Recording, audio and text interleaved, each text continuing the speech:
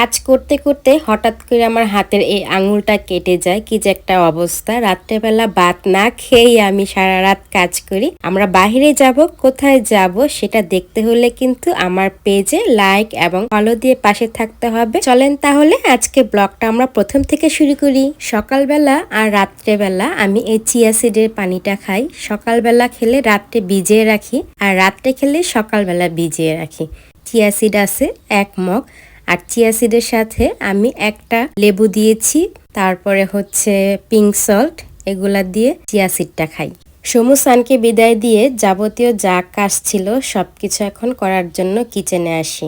এখানে ফার্স্টে আমি আমার বাসায় একটা জাম্বুরা ছিল, জাম্বুরাটাকে ভর্তা করে নেব। সেজন্য একটা শুকনা মরিচকে পুড়িয়ে নিয়েই আর সাথে যা লাগে তাই দিই লবণ, চিনি, একটু বিট লবণ, আর আরেকটু টেস্টের জন্য আমি এখানে ইউজ করি চাট মশলা। এটা শানের চাট মশলা, মশলাটা খুব টেস্টি। আপনারা চাইলে শানের চাট মশলাটা এনে ইউজ করে দেখতে পারেন। আমার জাম্বুরা ভর্তা রেডি। এখন আমরা 2 থেকে 3 দিনের জন্য বাহিরে যাব। কোথায় যাব সেটা দেখতে হলে কিন্তু আমার পেজটাকে লাইক এবং ফলো দিয়ে আপনাদের সাথেই থাকতে হবে। 2 দিন যখন বাহিরে থাকবো, তাই কাপড় চাপড় যা আছে সবকিছু গুছগাছ করে একটা লাকেজে নিয়ে নিলাম। ইনশাল্লাহ সবকিছু যদি ভালো থাকে তাহলে আপনাদের সাথে শেয়ার করব, আপলোড দিব, আপনাদেরকে সাথেই থাকতে হবে।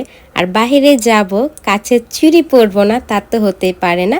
আর এখানে আমি এই কাচের বক্সটা বা কাচের জারটা নিয়ে নিয়েছি। কি জন্য নিয়েছি সেটাও আপনাদের সাথে ইনশাল্লাহ একটা সময় হলে শেয়ার করব। এখন যেহেতু এই কাচের জারটা খালি, তাই সেজন্য এই কাচের জারের মধ্যে আমার এই কাচের চুড়িগুলো আমি রেখে দিলাম।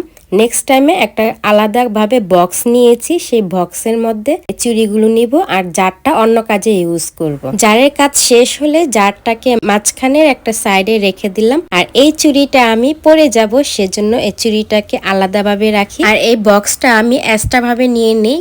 সেই কাচের জারটা অন্য কাজে ইউজ করার পরে এই বক্সটার মধ্যে আমি বাকি চুড়িগুলা নিতে পারবো। যা গুছগাছ করার তা তো গুছগাছ করে এনেছি। আচ্ছা, আপনাদের সাথে একটা জিনিস শেয়ার করি। এই জিনিসটা আমার খুব প্রিয় একটা জিনিস। এই জিনিসটা আমাকে গিফট করেছিল আমার খুব কাছের একটা মানুষ, বা এক কথায় যদি বলি বেস্ট ফ্রেন্ড। এই জিনিসটা আমি খুব যত্ন করে রাখি আমার কাছে, আমি ইউজ করি তারপরও যত্ন করে রাখি। আচ্ছা যাই হোক, আমি যদি কোথাও যাই সাথে করে এই ট্যাবলেটের পাতাটা নিয়ে যাই। এটা হচ্ছে একটা EVE বা এ মনে হয় ট্যাবলেটটা, EVA, হ্যাঁ EVA ট্যাবলেটটা। এই ট্যাবলেটটা ঠিক বাংলাদেশের নাপা ট্যাবলেটের মতো, ছোটখাটো যে কোনো সমস্যা হলে ট্যাবলেটটা খাওয়া যায়। আর সাথে করে নিচ্ছি এরকম একটা বাবল। আমরা যেখানে যাচ্ছি আমাদের সাথে একটা ছোট বেবি আছে, সেই বেবির জন্য এটা নিয়েছি আর বড়টা নিয়েছি আমার জন্য।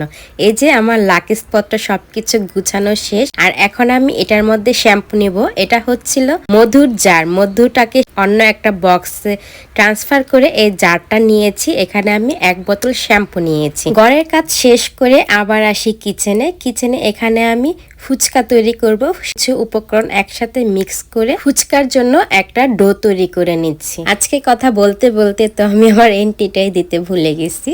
আসসালামু আলাইকুম, ওয়েলকাম শামনিস ফ্যামিলি। কি অবস্থা সবার, কেমন আছেন আপনারা? আমি অনি, আলহামদুলিল্লাহ আমরাও ভালো আছি। আপনারা এখন আমার পেজে যে ব্লগটি দেখতে পাচ্ছেন সেই ব্লগের নাম্বার হচ্ছে 47। আমার কাজের শিডিউল সবসময় উল্টাপাল্টা হওয়ার কারণ হচ্ছে আমার হাজবেন্ডের নাইট জব। সে রাত্রে কাজে গেলে সে সময়টায় আমি কাজ করি, আর দিনে আমি কোনো কাজই করতে পারি না। আমরা যেখানে যাওয়ার জন্য প্রস্তুতি নিচ্ছি সেখানে আমরা বারবিকিউ করব। বারবিকিউর জন্য এখানে 1 প্যাকেট হাড় ছাড়া চিকেন নিয়েছি। প্রথমে চিকেনের চামড়াগুলো আলাদা করে এখানে চিকেনটাকে বারবিকিউ বা সাসলিকে কাঠিয়ে ঢুকানোর জন্য যে সাইজটুকু প্রয়োজন সেই সাইজটা আমি এখন বটির সাহায্যে করে নিচ্ছি। আর আমার বটি দিয়ে কাজ করতে সবসময় একটু সুবিধা হয়, আমি সবসময় বটি দিয়ে কাজ করতে অভ্যস্ত। কাজ করতে করতে এই পর্যায়ে হাতটা পিছলে গিয়ে আমার হাতের আঙুলটা বেশ অনেকখানি কেটে যায়। তারপরে কিছুক্ষণ রেস্ট নিয়ে হাতটার আঙ্গুলের মধ্যে একটা ওয়ান টাইম পেঁচিয়ে বাকি কাজ করার জন্য আসি। এখানে আমি যে সসটা দেখালাম সেটা হচ্ছে বারবিকিউর সস। এই সসটা বারবিকিউর জন্য অনেক ভালো। চিকেনটাকে প্রসেস করে কিছুক্ষণ পানি ঝরানোর জন্য একটা সাইডে রেখে দিয়েছিলাম, আর এখন চিকেনটাকে মশলার সাথে ভালো করে মেরিনেট করে প্রায় অনেক ঘন্টা আমি এই মশলাটার সাথে চিকেনটা রেখে দেব। কিছুক্ষণ আগে যে ফুচকা তৈরির জন্য ডোটা দেখালাম সেই ডোটা দিয়ে আমি ফুচকা তৈরি করে নিব। এখন আমি সবসময় ফুচকা প্রেমী বা ফুচকার পাগল। ফুচকা দেখলে আমার কোনো হুঁশ জ্ঞান থাকে না, আর যেখানে যাচ্ছি সেখানে চিন্তা করলাম যে ফুচকা তৈরি করে নিয়ে যাই। দেখেন আমার ফুচকাগুলো মাশাআল্লাহ কি সুন্দর টুবলু টুবলু করে ফুলে যাচ্ছে। আজকে আপনাদের সাথে এই ফুচকার রেসিপিটা শেয়ার করব না। যদি ফুচকার রেসিপিটা চান তাহলে আমাকে জানাবেন, ইনশাল্লাহ অন্য একদিন আপনাদের সাথে এই ফুচকার রেসিপিটা আমি তৈরি করে দেখাবো। আমরা এখানে যতটা ফ্যামিলি থাকি সবাই আমার হাতের এই ফুচকাটা অনেক পছন্দ করে, কারণ বাংলাদেশের মতন তো আর সব সময় ফুচকা পাওয়া যায় না। তাই আমার বাসায় প্ল্যান মানেই হচ্ছে ফুচকা। ফুচকা তো তৈরি করা শেষ। আমি রাত 2টা বাজে এই ডাবলিগুলা ভিজিয়ে রেখেছিলাম। আমি আপনাদের সাথে একটা রিল শেয়ার করেছিলাম, তখন হয়তো রাত 2:30 বাজে। তখন এই কাজগুলো আমি আস্তে আস্তে করি। কাজ করতে করতে দেখেন সকালই হয়ে গেছে। ডাবলির সাথে যা প্রয়োজন সবকিছু আমি দিয়ে পানি দিয়ে ডাবলিটাকে আমি এখন সিদ্ধ হতে চুলায় বসিয়ে দিলাম। এই যে দেখেন এই ফুচকাটা তৈরি করেছি, আর ওগুলা হচ্ছে চটপটির জন্য সাইডে যা থাকে তা। আর এই ব্যাগটা ভরে আমি ফুচকা নিয়ে যাব।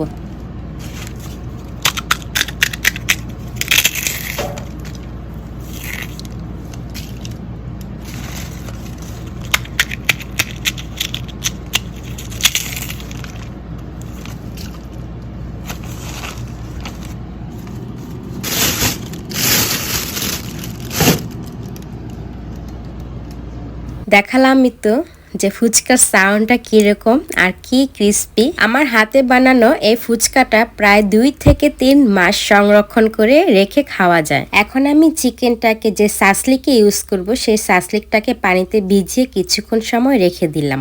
কাজ করতে করতে সকাল হয়ে গেছে। আজকে ব্লগটা এ পর্যন্তই। আমার পেজের সাথেই থাকবেন। দেখা হবে নতুন কোনো ব্লগ নিয়ে আপনাদের সাথে। আল্লাহ হাফেজ।